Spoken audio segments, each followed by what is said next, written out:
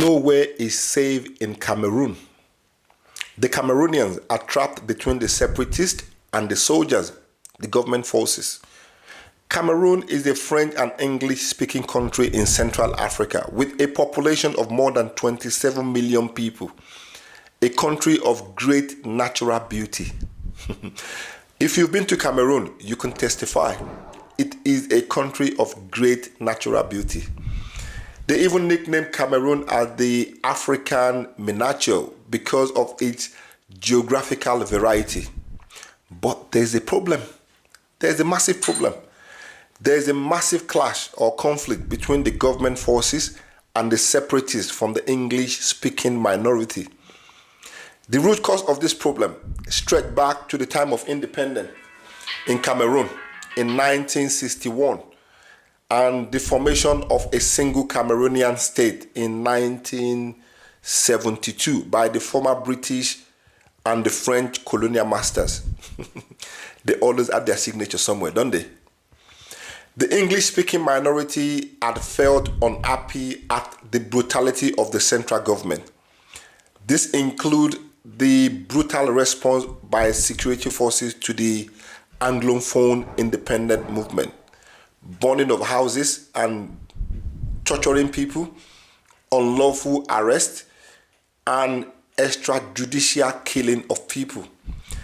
This is the war that had been largely unseen by the outside world. Everybody seemed to have forgotten about Cameroon. A very West African country, by the way. It shares borders with Nigeria. So it's not like some country in the bush or some country that is undeveloped. No, it shares borders with Nigeria. The bigger conflict between the government and the separatists from the English-speaking minority started in 2017, and about 7,500 people had been killed, about 600,000, maybe more, displaced, with over 200,000 seeking refuge in Nigeria. Like I said, they shares border with Nigeria, and as I'm talking, maybe more, but over 200,000 Cameroonians are currently refugees in Nigeria. There have been a number of international and national attempts to resolve this crisis, including the so-called, the so-called major national dialogue in 2019. Nonsense, that was absolutely garbage. The talk, though, established the status for the country's two Anglophone regions. They acknowledged their unique history, but little was resolved in practical terms, which means nothing was resolved. Nothing was settled. There was no reasonable outcome from that so-called, Why have Africa forgotten about Cameroon? Why has the international community forgotten about Cameroon? Most importantly, why haven't we heard about all of these things at international level? Why are they not talking about the situation in Cameroon at international level? Why are they keeping it Africa? Now they think it's African problem. The problem they caused since 1960 something. Why are they keeping it African? Why are we not hearing this problem at international level? And Cameroonians, gather here. What is going on? How do we resolve this? What is the way forward? Most importantly, have I missed anything? If I have, you know what to do. Leave it in the comment section. If you know any Cameroonian, tag them to this video, share it with them. We need to hear from them. We need to learn from them. Everything I've given you right now, though, is based on the information I received as at the time I was making this video and based on my own knowledge and mostly opinion. But I strongly believe 90% of everything I've just told you is for real. But just in case I've missed something, the comment section is there for you to express yourself. I look forward to seeing you guys in the comment section. We start getting attention from bloggers and people who speak and report events around the world. The war in southern Cameroons has been on the first 5 most neglected conflicts in the world for the past 6 years. Fellow Ambazonians, ladies and gentlemen, dear viewers, welcome to this platform. My name is Fabiano Deco, your friend, your brother, your comrade, and your humble servant. We are successfully moving on, marching on. The war of communication, the media campaign that we keep pushing on a daily basis is yielding fruits. Other people, other nationals, people of other countries, they are talking about our struggle. Weeping may endure for the night, but joy cometh in the morning. The darkest hour of the day is just before dawn. There is light at the end of the tunnel.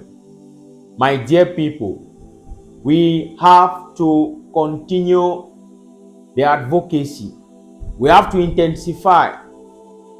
People are picking interest in what is happening in Ambazonia. And this is exactly what La République du Cameroon has been preventing for the past years. Thanks to the presence of the social media, which has actually gradually and steadily outsmarting the conventional media, the TVs, the radio stations that we all know, who have deliberately, by one way or the other, knowingly or unknowingly, refused to speak the truth on the plight of the people of southern Cameroons. Some of them have made propaganda messages in favor of the enemy, the occupier, the brutal, barbaric regime of Paul Biya, the dictator. My dear people, ladies and gentlemen, I thank you so much for the work that you have been doing.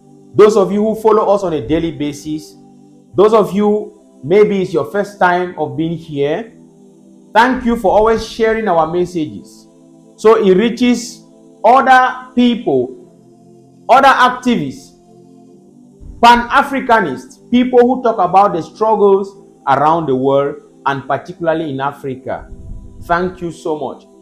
Maybe the presenter or the guy in the video might have missed out something, but I believe that on a scale of 10, we will give him a pass mark that yes, he has actually dived into what the people of southern Cameroons are passing through. It is our place to tell the world what we want. La République du Cameroon must pull out of Ambazonia. Paul Biya, who declared war on us in 2017, must declare a ceasefire, pull out his soldiers, his barbaric rock thugs from Ambaland. Paul Biya, the dictator of La République du Cameroon, immediately must get into an agreement that Ambazonians who are in exile, they will not be arrested when they set foot in southern Cameroons. Paul Biya again should release all those who are in detention in connection to this conflict.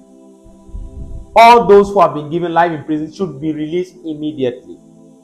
And the fourth but not the least, Paul Biya should constitute a delegation with La République du Cameroon to meet with the delegation of southern Cameroons in a neutral ground in the presence of a third party, either the African Union, the European Union, the United Nations, United States of America, Canada, Australia, and whichever organization, to talk about a permanent political solution stemming from the root cause of this conflict.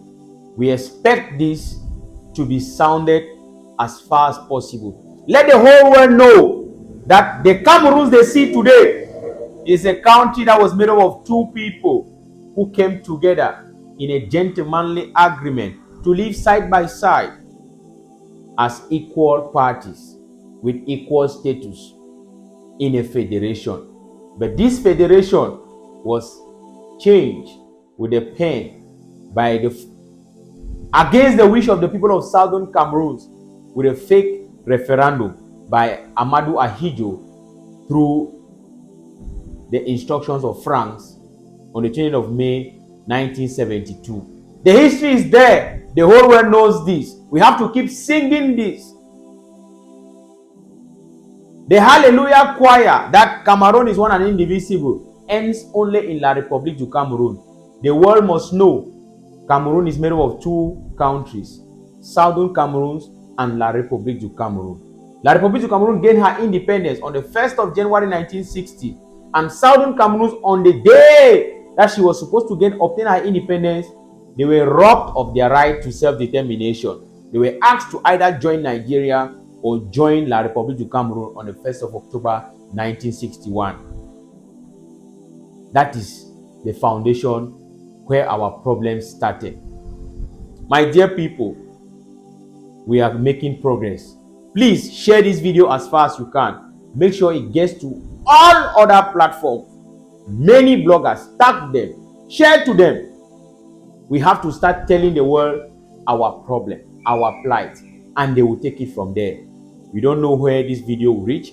We don't know who will watch it and who is going to take action. We need friends. We need people who can sympathize with us, and we do it for our people. My name is Fabiano Deko, your friend, your brother, your comrade, and your humble servant. I'll see you again in our next update. Thank you for watching.